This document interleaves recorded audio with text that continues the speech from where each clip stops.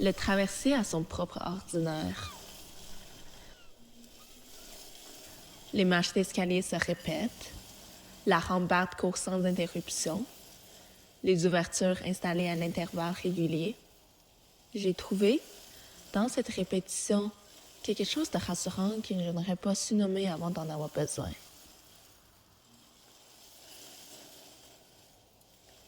Et moi aussi, je répète.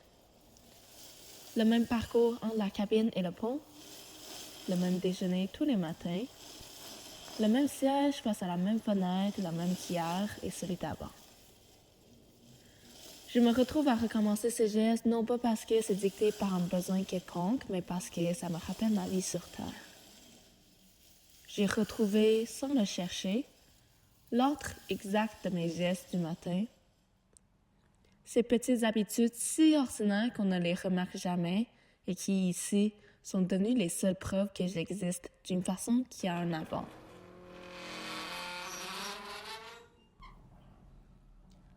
Au fond, je crois que je répète faut fixer, que si je refais les mêmes gestes dans le même ordre, quelque chose en moi restera immobile, reconnaissable et même fidèle. Que la répétition est une forme de stabilité. Mais l'eau, elle ne fiche rien. Le traversier fonce à surface et derrière lui déjà, tout est lisse. Comme si personne n'était passé par là.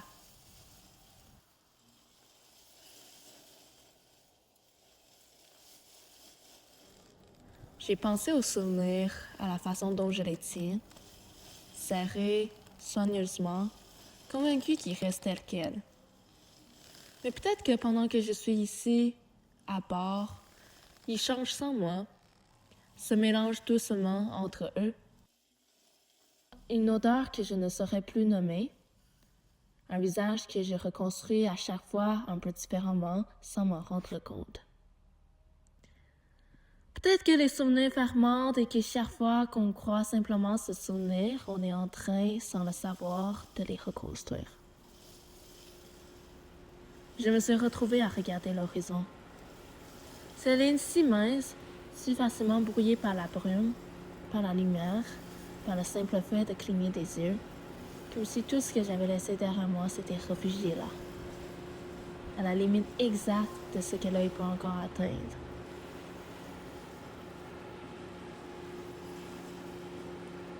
La rive d'où je viens est trop loin pour être lisible. Celle où je vais est trop floue pour être réelle. Et moi, je suis là, entre les deux, comme si traverser était provisoirement une identité suffisante. Le traversier avance, l'eau s'ouvre, et derrière, déjà tout se referme.